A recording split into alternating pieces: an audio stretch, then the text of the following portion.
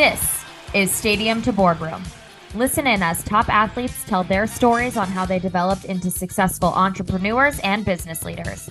They reveal their own aha moment of transformation from the stadium to the boardroom. Hello, America. I'm Robert Reese. I'm Lenny Green. And welcome to Stadium to Boardroom, a different type of radio show. Len, tell what the show is. Well, from all the years that we've been watching entrepreneurs and working with entrepreneurs, there's some characteristics that seem to be the same as those who are in sports. So what we're trying to do is get into some in-depth questions and answers with successful, not only athletes, but successful entrepreneurs to find out what that connection is.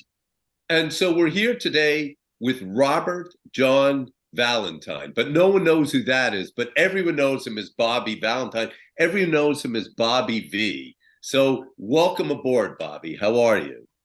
Okay, Robert. Thank you. Good to be with you guys. Great to have you on the show. And so Bobby V, as everyone knows, is iconic, arguably the best athlete in the history of Connecticut. He is the guy who took the Mets to the World Series, and we almost beat the Yankees. And then he also has in Stamford Bobby V's, which is the quintessential sports bar, I would say, in America. And my son James and his girlfriend Caitlin probably moved to Stanford just because of Bobby V's. So here's the first thing.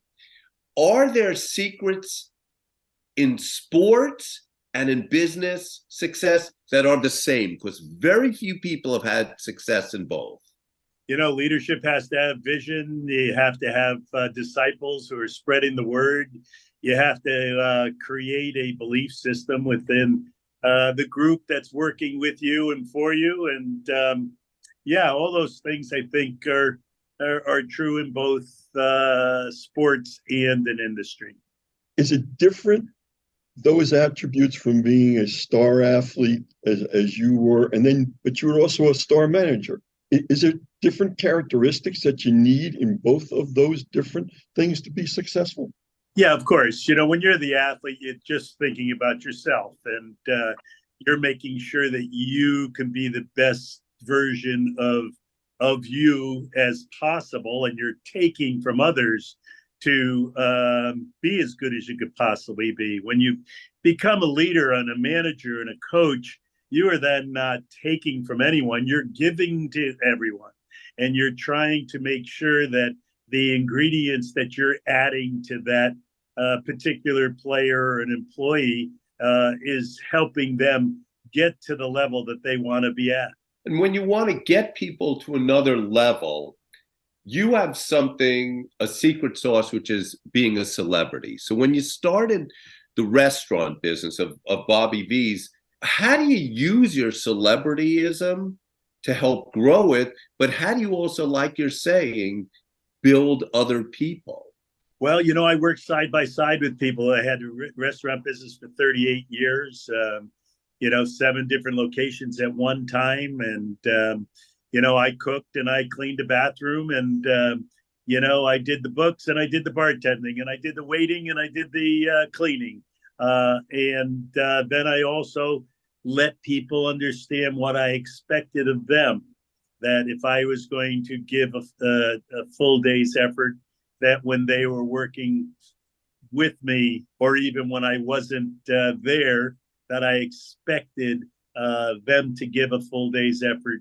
Bobby, okay, the other element that to me was fascinating when I read your story was it wasn't all uphill. Okay, there were plenty of injuries along the way.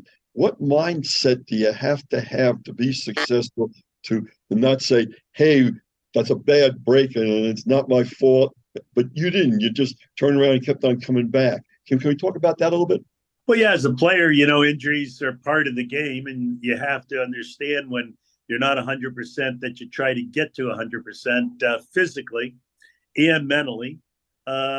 But in real life, I've been at the brink of bankruptcy. I've been at a state where I didn't know what I was going to do next. When I went to Japan to become the first ever non-Japanese manager in the professional leagues of Japan, and then went on to win a championship. It was a whole different world that I had to learn and understand and assimilate to. So when you're down, you learn how to get up, and when it's different, you learn how to survive by understanding differences and making sure that what you're communicating, whether it's in your native language or in another language, is being received at the other end. And I think communication is the quintessential part of good leadership. I want to take a balance sheet snapshot of the statement that you made, because it's fascinating.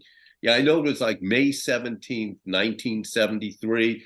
You were the fastest guy stealing bases, and all of a sudden you're going, good for you to catch a home run and have this injury. Now, this injury, it never healed right. They didn't do it the right way, and you're never able to run at the level that you were before. So you were talking about, facing adversity, like Len asked you. What goes through your mindset at the moment that happens, and what makes you able to bounce up quicker? What's actually going on in the inside when you go through something horrendous like that? And we know Aaron Rodgers did that, but hey, he's already going into the Hall of Fame. You were en route to the Hall of Fame, not yet. Well, Robert, in 1970, I got beamed the last day of the season. That too, yeah. And so my face was crushed, and my cheekbone was pushed down 3.5 inches. And then before I played my next game, I also did a stupid thing and got played flag football in college and got clipped and had a total knee reconstruction. And so that was like in 70. And then I had to try to come back from those injuries. And I did. It took a couple of years to regain my form, my speed, my confidence, my balance, all those good things that are needed to play sport. And then I broke my leg again. And I believed when I broke my leg in 73, that I'll come back as good as I once was. All I had to do is put in the hard work. And the hard work wasn't enough. My leg was crooked. And so then I had to come face to face with reality and understand that I wasn't going to be that player, that it was going to be another player. And that player was going to be at the end of the bench, at the 25th man instead of the first or second man. And that took an adjustment. But during all of those times, you have to believe in yourself. You have to believe because you don't know the end. You just like a baseball game, when it starts, you don't know what it's going to be, the score at the end. So you have to believe in yourself. You have to believe in your teammates. You have to believe in the philosophy that you're taking into that game. Individually, when you're coming back from an injury or coming back from depression or divorce or bankruptcy or whatever it might be, that you have to have that self-belief that at the end, it's going to work out fine. So let's say, following up on that, you're sitting down with an athlete, they're retiring, and they say, Bobby, I want to go into business. I don't know whatever business, but I want to go into something. What is the exact advice you give them? Because so many athletes have tried and failed. And you have, yes, you failed at different things, but you keep coming back. You keep succeeding. What's the advice you're giving to that athlete who wants to change careers now? Well, to find out something they're good at and then figure out how to enjoy doing it. Something they're good at or something they love doing? Which one? I think that's all backward. That love doing. I think what you do is you figure out the things that you're good at, and then you learn to love them. If you're just chasing your dream to think, I'd love to be an astronaut, but you're afraid of heights. Oh, I'd love to be a baseball player, but you can't hit a curveball. That doesn't work. You first figure out what you're good at, and then you learn to love it. But okay, Bobby, I've talked to so many people who have opened a restaurant, but you didn't just open up a restaurant. You opened up a number of restaurants. What drives you to? Is it the same drive that drives you to win championships and be the best baseball player? It's a similar drive. Yeah, it's that idea of getting up in the morning and doing something special. Getting a game-winning hit is like having a restaurant full of people at the end of the day, or the academy having teams waiting in line to use your facility, or whatever it is, that when you wake up you're trying to have a great day. And I don't think that it's so much different. That restaurant thing that I did for a good part of my life, half of my life, I did it with passion and commitment. This is Robert Reese and Len Green on the CEO Show. We're about to take a commercial break. When we come back with Bobby Valentine, you are going to hear things about Bobby V you may have never heard of, and you'll even learn about how do you manage a superstar. Back in a few.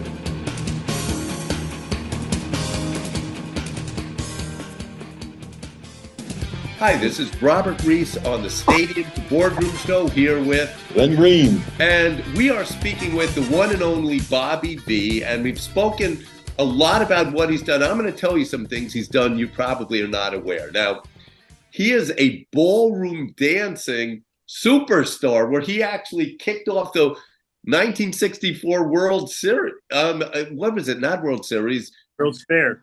World Fair. Yeah. What was that like?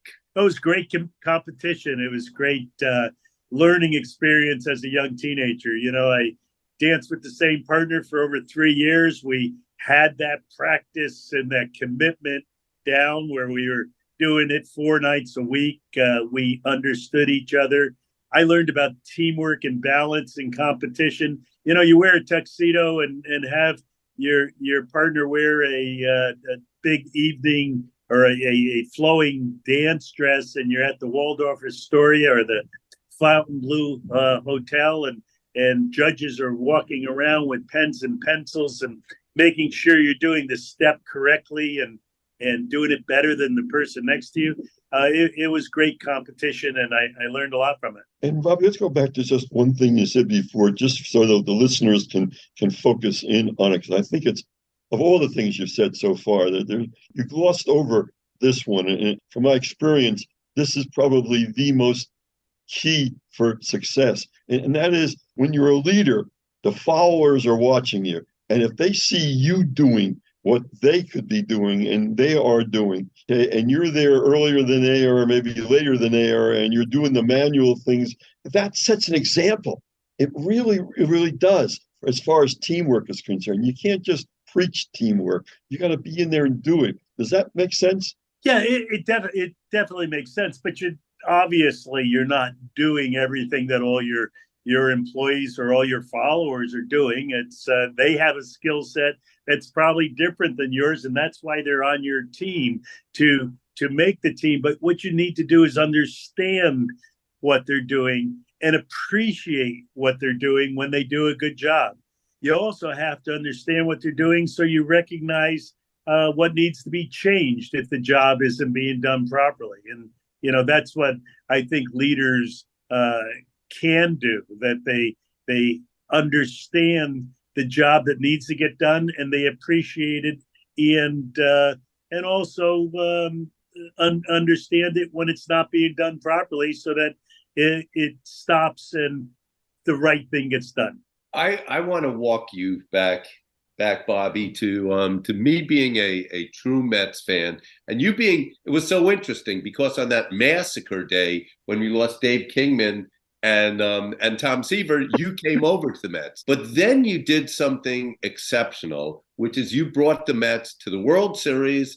And I want to ask you, so here you get a guy, Mike Piazza, the first true superstar the Mets have had in years. What goes through your mindset? How do you manage a superstar in relation to other people? Because a lot of people have superstars in business. What's your take on that? How you manage a superstar, what you do with them, how you build them, what freedoms you give them? How does that work out? Well, once again, superstars come in all different flavors.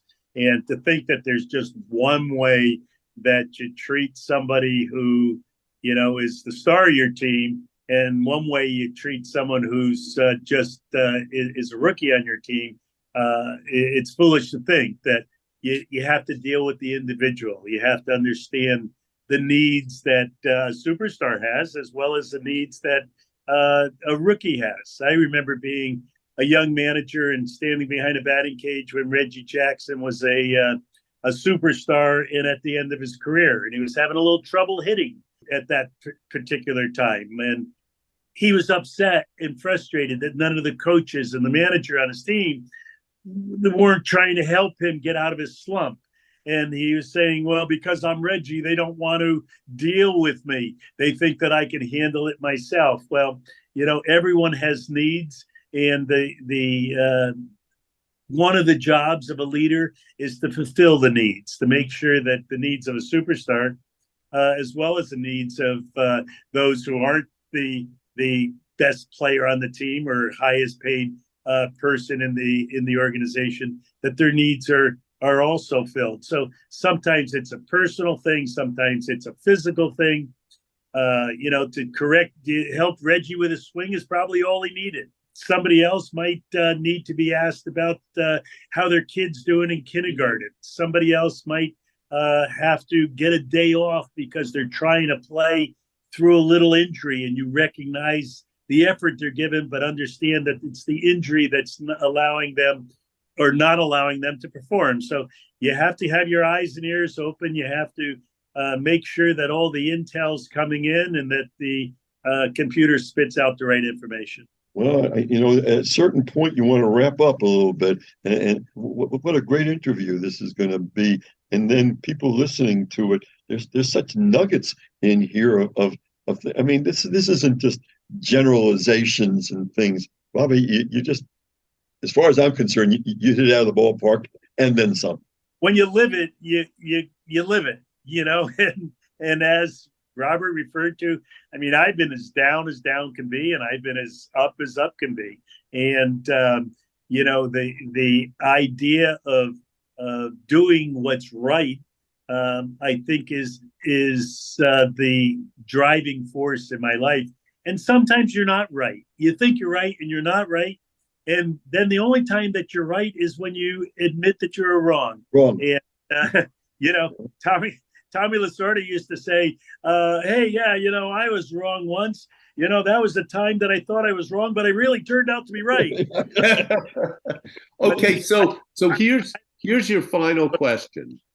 Talk about influences, mother, father. What was a situation, a transformative moment you had in your life that helped shape the character of who you are? Oh, I have no idea. It might have been in 6th grade when the principal called my mother and father in to the office and told them, with me sitting there, that I would never amount to anything because I fought too much. And when my mom and dad decided to get up and walk out of the principal's office and said to me, fight for what you believe in, it's okay. I think that kind of changed or at least solidified the direction that I took in my life. Anyway, this was a fantastic one. You've so much great content. Well, enjoy it, and I hope you're successful with it. Thank you, Bobby. Very much. You too, Bobby. Appreciate it.